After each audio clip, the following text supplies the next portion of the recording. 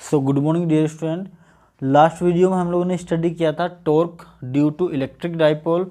आज हम लोग डिस्कस करने वाले हैं एक नए टॉपिक के बारे में, that is electric flux. Basically हम इस चैप्टर में तीन मेन इंपॉर्टेंट टॉपिक पढ़ रहे हैं। पहला हम लोगों ने पढ़ा था फोर्स के बारे में, ठीक है। उसके बाद एक नया टॉपिक स्टार्ट हो गया इलेक्ट्रिक फील्ड। इलेक्ट्रिक फील्ड हम लोगों ने सब जगह स्टडी किया। एंड अब जो हम लोग तीसरा टॉपिक पढ़ने वाले हैं, अब हम लोग स्टडी करने वाले हैं चार्ज के कारण जो इलेक्ट्रिक फ्लक्स जनरेट होता है। इलेक्ट्रिक फ्लक्स क्या होता है, इसके फिनोमिना क्या होते हैं, कहाँ कहाँ पर ये अप्लाई होता है, ये सब हम लोग यहाँ पर स्टडी करेंगे, ठीक है। तो लेट्स चलिए स्टार्ट करते हैं इलेक्ट्रिक फ्लक्स। इलेक्ट्रिक फ्लक्स बच्चों क्या होता है, बेसिकली हमने number of field lines study किए हैं। Basically number of field lines जो किसी भी सरफेस के परपेंडिकुलर फॉल करती हैं, उन नंबर ऑफ फील्ड लाइंस को ही हम इलेक्ट्रिक फ्लक्स बोलते हैं।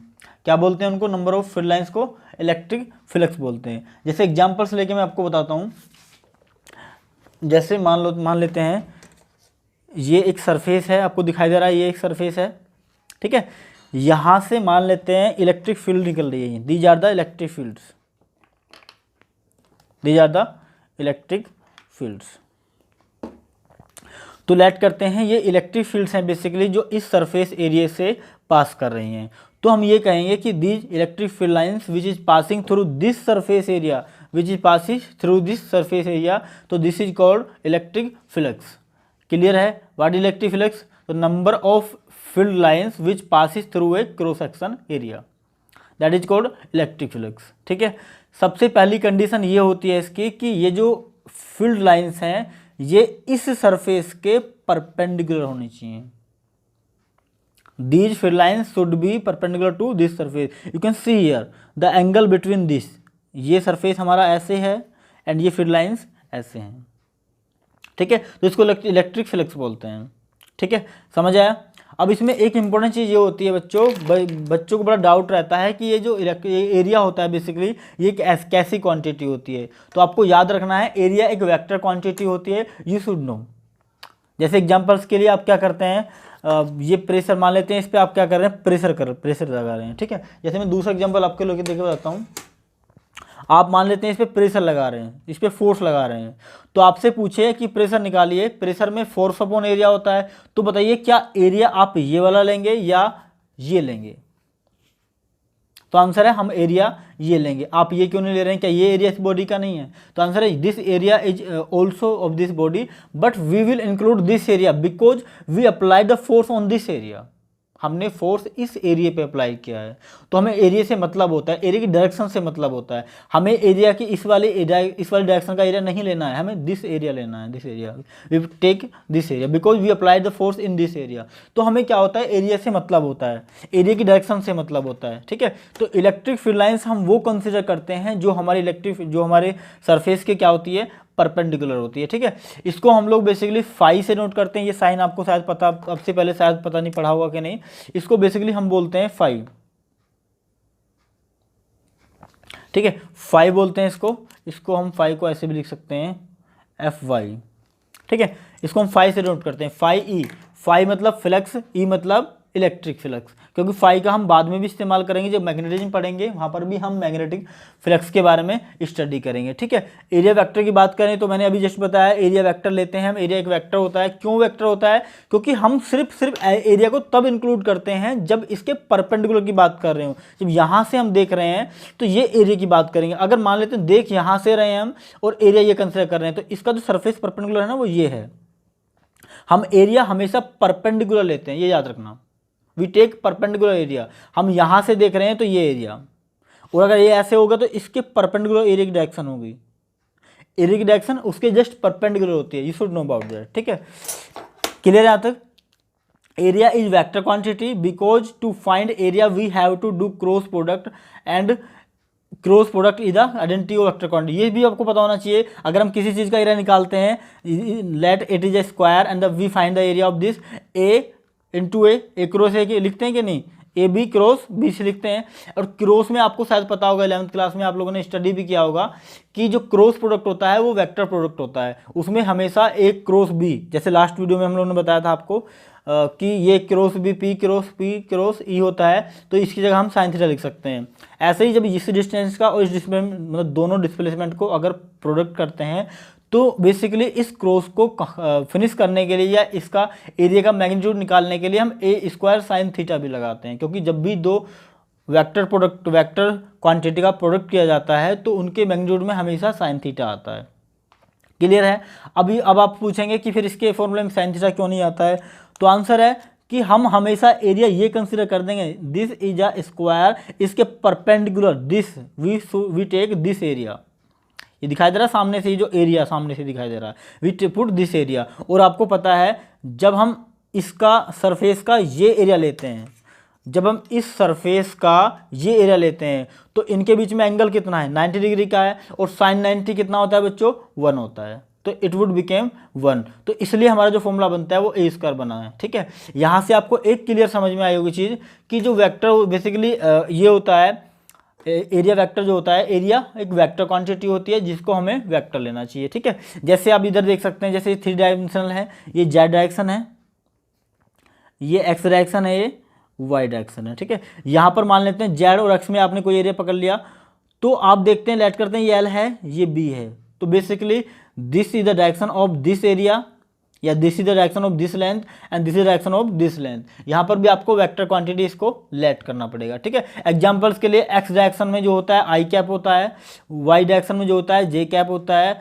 और जेड डायरेक्शन में जो होता है वो के कैप होता है। यहाँ से ज़्यादा इंपॉर्टेंट, ज़्यादा रिलेटेड नहीं है, ज़्यादा आपके यूजुअल नहीं है ये, बट आपको ये समझ में आना चाहिए। अगर आई डायरेक्ट मतलब आई कैप कहीं भी दे रखा है, इलेक्ट्रिक फील्ड या इलेक्ट्रिक फ्लक्स, तो याद रखना आपको समझ में आना चाहिए कि वो एक्स डायरेक्शन की बात कर रहा है। अगर जे कैप अगर कहीं पर दे रखा है तो इसका ये मतलब है कि वो किस में है, वाई डायरेक्शन में है। ठीक है, अगर जेड डायरेक्शन में कहीं दे रखा है या के कैप कहीं पे लगा रखा है किसी भी वेक्टर क्वांटिटी में, तो इसका मतलब है कि वो जेड डायरेक्शन में बात कर रहा है। ठीक है, इस हिसाब से हम लोग फाइंड कर सकते हैं। It is called open surface, को हम ओपन सरफेस बोलते हैं बेसिकली, ये जो होता है। ठीक है, बोथ डायरेक्शन इज राइट, मतलब राइट एंगल होते हैं, ये तो मैं बता चुका हूँ आपको। आगे हम लोग बेसिकली इस चैप्टर में पढ़ने वाले हैं 3D सरफेस के लिए। We will study in this chapter for 3D surface. सबसे पहला 3D सरफेस आपको पता है ये होता है बेसिकली, जो आप लोगों ने पहले बचपन में स्टडी किया होगा। दिस इज क्या है, ये basically this is a cube. तो सबसे पहला 3D सरफेस क्या है, क्यूब होता है। ठीक है, अब क्यूब में कितनी साइड है, ये साइड है, ये भी साइड है, ये भी साइड है, ये भी साइड है, ये भी साइड है, ये भी साइड है। ठीक है, अब बेसिकली आप एक चीज़ बताइए मुझे, क्या अगर हम इस एरिया को कंसीडर करेंगे तो this will be considered as a electric field lines, या ये वाली फील्ड लाइन्स कंसिडर कर लेंगे? We will consider these field lines, जो कि यहाँ से पास हो रही होंगी, जो कि यहाँ से परपेंडिकुलर पास हो रही होंगी। ठीक है, ये क्लियर समझ में आया आपको कि अगर हम क्या करेंगे, इस सरफेस को कंसिडर करेंगे तो फील्ड लाइंस ये वाले लेंगे, we will take these field lines. अगर हम ये वाला एरिया कंसिडर करेंगे तो फील्ड लाइंस ये वाले लेंगे, इसके जस्ट परपेंडिकुलर। यदि हम ये वाला एरिया कंसिडर करेंगे तो ये वाली फील्ड लाइंस लेंगे, इसके just perpendicular. If we take this field lines we will take this area. ठीक है, ध्यान रखना। क्लियर है यहाँ तक? अब दूसरा सरफेस एरिया जो 3D सरफेस होता है basically, that is cylinder. This is cylinder. ठीक है, अब बताइए सिलेंडर में कितने एरिया होते हैं, this area and this curved surface area and this is another surface area. अब बताइए मुझे, यहाँ से जो फील्ड लाइंस निकल रही होंगी, this side this side this side, you can see here field lines. ये क्या अगर फील्ड लाइंस यहाँ से निकल रही होंगी तो आप क्या एरिया ये वाला कंसिडर करोगे? तो आंसर है जहाँ की फील्ड लाइंस, जहाँ पर फील्ड लाइंस निकल रही होंगी, लेट करो फील्ड लाइंस यहाँ पर निकल रही है तो एरिया भी आपको यही कंसिडर करना पड़ेगा। इनसे आपको कोई मतलब नहीं है। अगर आपकी फील्ड लाइंस यहाँ से निकल रही, यहाँ से कर्व सरफेस एरिया से निकल रही हैं, यहाँ से निकल रही हैं, तो ये भी एरिया कौन सा कंसिडर करना पड़ेगा आपको? You should consider the area of curve surface area. Clear है? ठीक है, और एक चीज़ याद रखना कि सरफेस एरिया के परपेंडिकुलर होती है field lines. If let this is a field lines and the angle between this curved surface area and this field lines is perpendicular to each other. You should know about this. ठीक है, तीसरा जो होता है हमारा, ये समझ में आया ना? और एक चीज़ ध्यान रखना, हमेशा ध्यान रखना कि हम फील्ड लाइंस या एरिया वेक्टर वही लेते हैं जो आउटसाइड की तरफ निकलता है। ये हमारा एक क्या है, बाउंड्री है। फील्ड लाइंस हमारी यहाँ जा रही है तो हम एरिया यहाँ से बाहर की तरफ वाला लेंगे, होगा तो यही, लेकिन बाहर की तरफ की कंडीशन में लेंगे, इसके अंदर की तरफ नहीं लेंगे। मतलब आउटवर्ड लेते हैं, एरिया का जो वेक्टर लेते हैं आउटवर्ड। यहाँ अगर लेंगे तो इसके इनसाइड नहीं लेंगे, आउटवर्ड डायरेक्शन में लेंगे। जैसे आप देख सकते हैं हियर, यहाँ से आउटवर्ड इधर, यहाँ से आउटवर्ड इधर, यहाँ से आउटवर्ड इधर, यहाँ से आउटवर्ड इधर, दिस हमेशा एरिया हम लोग आउटवर्ड डायरेक्शन में लेते हैं। अगर हम 3D सरफेस में बात करते हैं स्पेयर की, तो you can see here, sphere में आप कहीं पे देखें, आप सिंपल सा एग्जांपल ले सकते हैं स्पेयर में। जैसे स्पेयर है, यहाँ से फील्ड लाइंस निकल रही है मान लेते हैं, बताइए ये जहाँ पर भी रुका हुआ है इस सरफेस के परपेंडिकुलर है कि नहीं है? तो आंसर है this field lines is perpendicular to this surface. ठीक है, हमेशा परपेंडिकुलर लेते हैं। वैसे भी सर्किल टाइप का है नहीं, मतलब स्पेयर टाइप का है नहीं, तो थोड़ा सा इसमें प्रॉब्लम हो रही है। ठीक है, बट आपको ये समझ आएगा कि हम हमेशा जो लेते हैं एरिया जो लेते हैं वो परपेंडिकुलर लेते हैं जस्ट किसके, सरफेस के। ठीक है, the direction of area is perpendicular to just the surface area. ठीक है, अब यहाँ पर समझ में आएगा आपको। दूसरी बात हम लोग देखते हैं, हमने इलेक्ट्रिक फ्लक्स को देखा कि इलेक्ट्रिक फ्लक्स किस किस चीज़ पर डिपेंड करता है। The number of field lines passing perpendicular to the plane surface is called electric flux. अभी जस्ट मैं आपको बता चुका हूँ कि किसी भी सरफेस के परपेंडिकुलर, दीज परपेंडिकुलर जितनी फील्ड लाइंस पास हो रही होंगी, जितनी फील्ड लाइंस पास हो रही होंगी उनको हम क्या बोलेंगे, उसका इलेक्ट्रिक फ्लक्स बोलेंगे। This is surface area and these are field lines. तो यहाँ से जितने भी फील्ड लाइंस पास हो रही होंगी वो उसका क्या होगा, सरफेस एरिया होगा। You can see here, this is the surface area, let this is L, this is B. तो यहाँ से जो फील्ड लाइंस पास हो रही हैं, 3 field lines are passing through this area, so we can say the flux of this surface is these. यहाँ से number of field lines ज़्यादा पास हो रही हैं तो यहाँ पर फ्लक्स इनके कारण होगा। अब मुझे एक चीज़ बताइए, क्या फ्लक्स यहाँ पर 3 इलेक्ट्रिक फील्ड लाइंस पास हो रही हैं जो कि परपेंडिकुलर हैं इस सरफेस के, ये सरफेस है ना परपेंडिकुलर, इसके परपेंडिकुलर हैं, इस सरफेस के परपेंडिकुलर हैं। अब एक चीज़ बताइए मुझे, यहाँ पर एरिया इसका इतना था, लेट करते हैं ये ए है, यहाँ पर जो इसका एरिया है लार्ज हो गया थोड़ा सा, लेट करते हैं इसको, एरिया जो है बेसिकली ए डैश है। ठीक है, तो बेसिकली आपको एक चीज़ दिखाई दे रही होगी, यहाँ पर हमने एरिया को इंक्रीज किया तो क्या बढ़ जाएगा, नंबर ऑफ फील्ड लाइंस बढ़ जाएंगी। नंबर ऑफ फील्ड लाइंस के क्या बढ़ जाएगा, नंबर ऑफ फील्ड लाइंस क्या होती हैं, the number of electric field lines passing through perpendicular to the plane surface. Plane surface के परपेंडिकुलर अगर इलेक्ट्रिक फील्ड लाइंस पास हो रही हैं तो क्या जनरेट होगा, इलेक्ट्रिक फ्लक्स जनरेट होगा। तो number of field lines increase होने से इलेक्ट्रिक फ्लक्स भी जनरेट हो जाएगा, इंक्रीज हो जाएगा।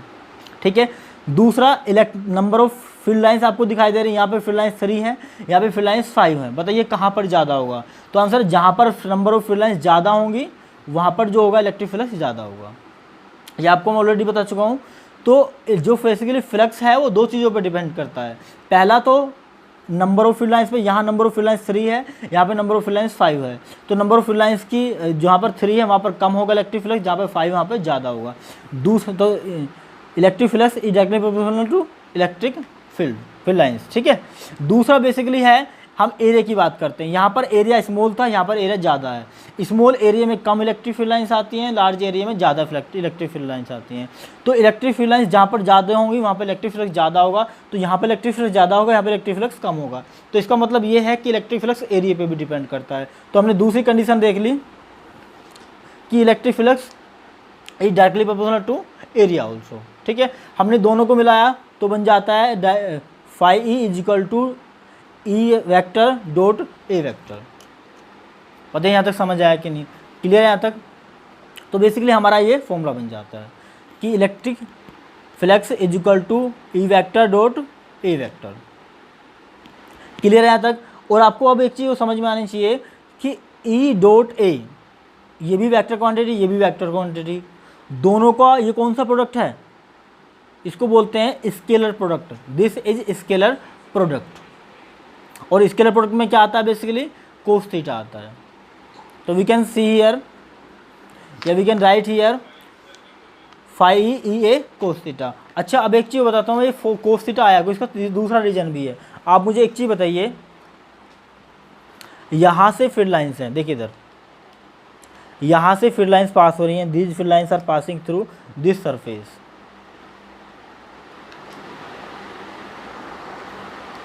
This field lines passes through this surface अब मुझे बताइए अगर मैं क्या करूं, अभी क्या है, अभी ये फील्ड लाइंस जो बेसिकली इस सरफेस के परपेंडिकुलर है, अगर मैं इस सरफेस को ऐसे कर दूं, ऐसे कर देता हूं, और फील्ड लाइंस अभी भी ऐसे जा रही हैं। अब मुझे बताइए क्या फील्ड लाइंस इस सरफेस से क्रॉस कर रही हैं या नहीं कर रही हैं। स्टार्टिंग में बताया था सरफेस के परपेंडिकुलर फील्ड लाइंस मानी जाती हैं। क्या ये सरफेस के ये लाइंस परपेंडिकुलर हैं या इस सरफेस के पैरेलल हैं। थीटा कितना हुआ, 0 हुआ। तो आप बताइए क्या ये फील्ड लाइंस इस सरफेस से क्रॉस कर रही हैं। तो आंसर है this field lines is not crossing to this surface.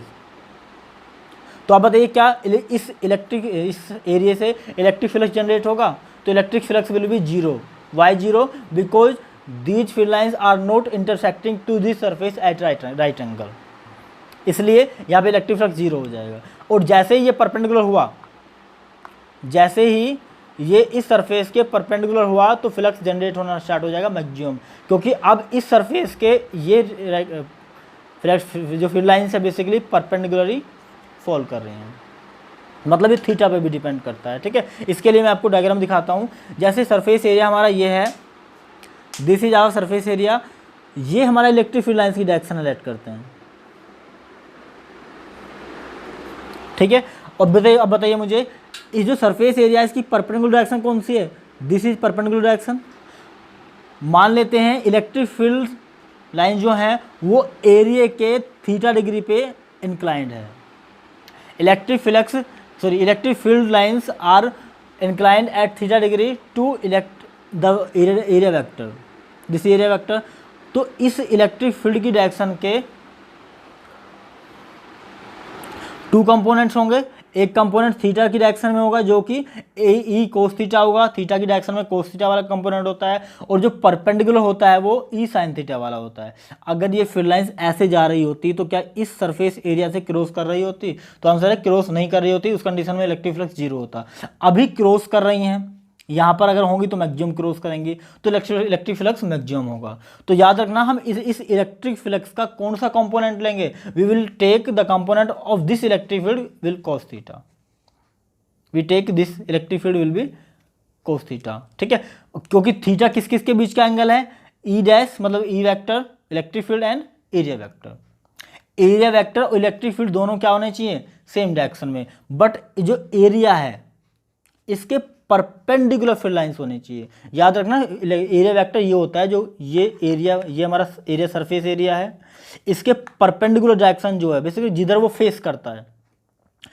यहां आपके सामने ये दिखाई दे रहा है, ये दिस इज कार्विन, तो आपके सामने फेस रख के कौन बैठा है, कार्विन। तो this is the position vector या एरिया वेक्टर, और यही हमारा फील्ड लाइंस होनी चाहिए इसी एरिया वेक्टर में। इनके बीच में एंगल कितना होना चाहिए, 0। ये area vector, this is field lines vector, दोनों में एंगल कितना होना चाहिए, 0 होना चाहिए, लेकिन इस सरफेस के परपेंडिकुलर होनी चाहिए फील्ड लाइंस, ध्यान रखना। ठीक है, तो यहां से ई कोस थीटा बेसिकली क्या हुआ, जो इलेक्ट्रिक फील्ड लाइंस हैं वो एरिया वेक्टर के सेम डायरेक्शन में, बट इस सरफेस के परपेंडिकुलर होने चाहिए। ठीक है, इस सरफेस के परपेंडिकुलर डायरेक्शन में। ठीक है, आप समझ में आएगा, आपको 3 चीजों पर डिपेंड करता है, थीटा पर भी डिपेंड करता है। Theta should be perpendicular to the surface and in the direction of area vector, area vector की डायरेक्शन में होना चाहिए। ठीक है, electric flux due to E cos theta, तो इलेक्ट्रिक फ्लक्स किसके कारण जनरेट होगा, electric flux will be generated by with the help of E cos theta, not E sine theta. समझ आना चाहिए आपको, क्योंकि ई साइन थीटा में कोई भी फील्ड लाइंस पास नहीं कर रही है, इसलिए इलेक्ट्रिक फ्लक्स जनरेट नहीं होगा। इलेक्ट्रिक फील्ड लाइंस ऐसे जा रही है उसके ऊपर से, लेकिन उसके अंदर से कोई पास नहीं करेगी, क्योंकि उसका इलेक्ट्रिक जो इसका एरिया वेक्टर क्या है, इसके सामने वाला ये इसका एरिया वेक्टर है, तो इसके अंदर से कोई इलेक्ट्रिक फील्ड लाइंस पास नहीं हो रही, इसलिए कोई इलेक्ट्रिक फ्लक्स जनरेट नहीं होगा। इसके पैरेलल जा रही है, इसके कारण इलेक्ट्रिक फ्लक्स कोई जनरेट नहीं होता है। ठीक है, यहां से अगर क्रॉस करती तब इलेक्ट्रिक फ्लक्स जनरेट होता। Electric flux is due to E cos theta because this component cross perpendicular, इसलिए क्योंकि ये क्रॉस जो कंपोनेंट है इस एरिया को परपेंडिकुलरली क्रॉस कर रहा है। फाई ई मैक्सिमम कब होगा, जब बिल्कुल परपेंडिकुलर क्रॉस कर रहा होगा, जब थीटा की जरूरत ही नहीं पड़ेगी, जब 90 डिग्री होगा। किस किस के बीच में, किस किस के बीच में, जब थीटा इनके बीच में बेसिकली थीटा अगर 90 हो, किसके, सरफेस के, इस सरफेस एरिया के और इलेक्ट्रिक फील्ड लाइंस के, electric field lines this and this is surface area. दोबारा बताता हूँ, सुनिए। This is surface area, these are electric field lines. इनके बीच में एंगल कितना है? 90 डिग्री। तब हम कहेंगे कि फील्ड लाइंस मैक्सिमम है तो इलेक्ट्रिक फ्लक्स भी मैक्सिमम होगा। समझ आया? अब इस कंडीशन में ये आपको दोबारा समझ में आना चाहिए, ये एरिया वेक्टर हो जो है वो भी सेम डायरेक्शन में है। This is also area vector, ये black pen area vector, this is electric flux, दोनों सेम डायरेक्शन में है। और एरिया हमारा ये है, ध्यान रखना, दोनों ही दूसरे क्या, दोनों एरिया दोनों के परपेंडिकुलर होता है, लेकिन दोनों के बीच में एंगल 0 है। ठीक है, ये समझ में आना चाहिए। और जो थीटा है वो इन दोनों के बीच का एंगल ही है। इन दोनों के बीच में एंगल 0 होगा तब मैक्सिमम होगा इलेक्ट्रिक फ्लक्स। अगर इन दोनों के बीच में एंगल 90 हो जाता है, मतलब एरिया वेक्टर इधर, एरिया वेक्टर इधर, इधर, ठीक है, और फील्ड लाइंस इधर जा रही हैं, तब उस कंडीशन में इलेक्ट्रिक फ्लक्स 0 होगा। क्लियर है यहाँ तक? ठीक है, आगे बढ़ते हैं। यू कैन सी हियर, अगर परपेंडिकुलर होगा तो मैक्सिमम होगा, अगर ऐसे क्रॉस पैरेलल जा रहा होगा तो 0 होगा। फाई ई 0 जब थीटा 90 डिग्री है। थीटा किस किसके बीच का एंगल है? थीटा ई और ए के बीच का एंगल है। ठीक है, आगे बढ़ते हैं। ये दिखाई दे रहा होगा मैक्सिमम कितना होता है? ये जो हमने स्टार्टिंग में बताया था। Theta will take between electric field and area, electric field और एरिया वेक्टर के बीच का हम एंगल लेते हैं, थीटा जो होता है। ठीक है, अगर दोनों सेम डायरेक्शन में तो 0 एंगल, कोस 0 की वैल्यू 1 होती है, और दोनों के बीच में 90 डिग्री तो 90 डिग्री एंगल और कोस 90 की वैल्यू 0 होती है, तो उस कंडीशन में कोई भी इलेक्ट्रिक फ्लक्स जनरेट नहीं होगा। ठीक है, क्लियर है यहाँ तक? हम बेसिकली इस चैप्टर के अंदर जो चीज़ें पढ़ने वाले हैं वो पढ़ने वाले हैं, गॉस थ्योरम पढ़ने वाले हैं, और भी कई सारी चीज़ें स्टडी करने वाले हैं। ठीक है, अगर हम कुछ इंपॉर्टेंट चीज़ों की बात करते हैं, नेट फ्लक्स की अगर हम बात करें, नेट फ्लक्स की, तो आपको पता होगा जो ये वाला सरफेस है, दिस सरफेस, इस सरफेस, अच्छा एक चीज़ बता देता हूँ मैं आपको, जो इलेक्ट्रिक फ्लक्स होता है वो स्केलर क्वांटिटी होती है इसके। ठीक है, electric flux is scalar quantity, और इसकी यूनिट की अगर बात करें, इसकी यूनिट क्या होती है बेसिकली बच्चों?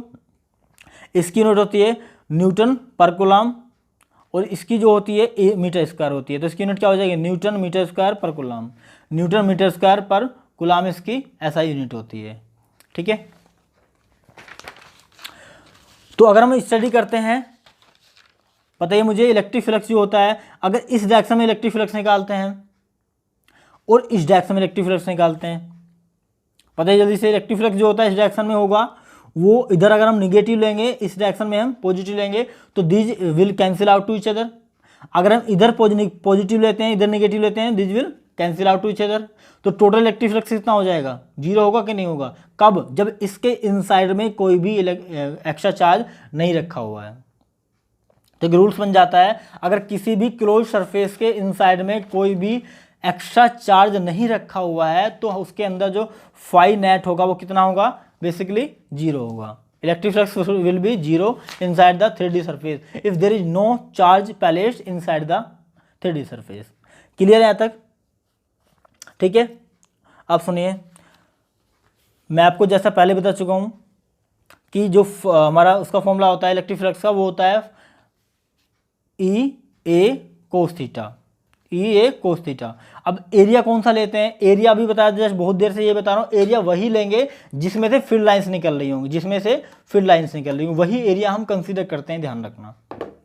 ठीक है, तो अगर हम इसकी बात करते हैं तो इसका एरिया कितना हो जाएगा? अगर इस एरिया को लेंगे तो लेंथ इंटू ब्रेथ हो जाएगा एरिया। अगर इस एरिया को लेते हैं तो पाई आर स्क्वायर, इस एरिया को लेते हैं तो पाई आर स्क्वायर, और इस एरिया को लेते हैं, this is curve surface area, तो it will become pi R L. ठीक है, तो एरिया का समझ में आना चाहिए आपको। ठीक है, इस कंडीशन में क्या होता है? इस कंडीशन में एरिया कितना होता है? इन दिस कंडीशन एरिया होता है 4 pi R square. We will see there after some time. अभी हम लोग थोड़ा सा इसका इंट्रोडक्शन पढ़ रहे हैं। क्लियर है यहाँ तक? बट एक कंडीशन होती है बेसिकली, अगर आपके पास स्पेयर कोई दिखाई दे, बॉल टाइप के दिखाई दे, तो बॉल में तो कोई साइड नहीं होती है, तो बॉल में एरिया कैसे लेंगे? तो बॉल में क्या कर लेते हैं हम, क्या कर लेते हैं, बॉल में छोटी छोटी साइडें बना लेते हैं हम, डी ए, हम छोटे छोटे से एरिया डिवाइड कर लेते हैं, D A D A D A D A D A D A, है ना, सब जगह डी ए निकाल लेते हैं जो कि परपेंडिकुलर होता है, और उन डी ए को सबको जोड़ के कितना हो जाता है हमारा 4πr² हो जाता है। लेकिन डी क्या होता है, बेसिकली डी बहुत छोटी सी टर्म होती है, ये इंटीग्रेशन की टर्म होती है। तो हम क्या कर लेते हैं, डी का इंटीग्रेशन कर लेते हैं। ई तो बेसिकली ई तो कॉन्स्टेंट ही होगा, इलेक्ट्रिक फील्ड तो कॉन्स्टेंट ही होगा, लेकिन हम क्या कर लेते हैं इलेक्ट्रिक फील्ड की को तो कॉन्स्टेंट रखते हैं और डी को क्या कर लेते हैं, डी को इंटीग्रेट कर लेते हैं। अब डी इंटीग्रेशन छोटा सा होगा, यहाँ से होगा, फिर यहाँ से, फिर यहाँ, फिर यहाँ से, फिर यहाँ का, इन सारे डी को ऐड करके हमारा टोटल एरिया ए हो जाएगा, ठीक है, जो कि 4πr² के बराबर होता है। और अगर एंगल की बात करें तो इसका एरिया वेक्टर ये होगा, ये एरिया इसके सामने वाला एरिया वेक्टर ये होगा, और इलेक्ट्रिक फील्ड लाइन्स की डायरेक्शन ये होगी, और सरफेस के परपेंडिकुलर भी है, तो it will become E D ए। और डी ए का हम इंटीग्रेशन कर लेंगे किसके रेस्पेक्ट में, एरिया के रेस्पेक्ट में, ठीक है। We can find easily this, phi is equal to ये होता है हमारा ई क्या है, यूनिफॉर्म इलेक्ट्रिक फील्ड है। तो डी को जब किया हमने तो जब डी का इंटीग्रेशन करते हैं, ये आपको पता होना चाहिए, इंटीग्रेशन अगर एक्स का करते हैं आप, इफ यू इंटीग्रेट, यदि आप 1 dx का इंटीग्रेट करते हैं तो आता है x, ऐसे अगर आप डी का इंटीग्रेट करते हैं तो आता है इंटीग्रेशन a, ठीक है। तो डी का इंटीग्रेशन कितना आ गया a, ये फॉर्मूला हो गया फाई ई ए, क्लियर है तक। अगर हम यहाँ पे हम e की वैल्यू पुट करते हैं, हमें पता है e का फॉर्मूला क्या होता है, इलेक्ट्रिक फील्ड होता है हमारा 1/4πε0 इंटू Q/r² होता है, ये हमने पुट कर दिया इसमें, ठीक है। और एरिया कितना होता है, स्फीयर का एरिया कितना होता है स्फीयर का, तो एरिया होता है हमारा 4πr²।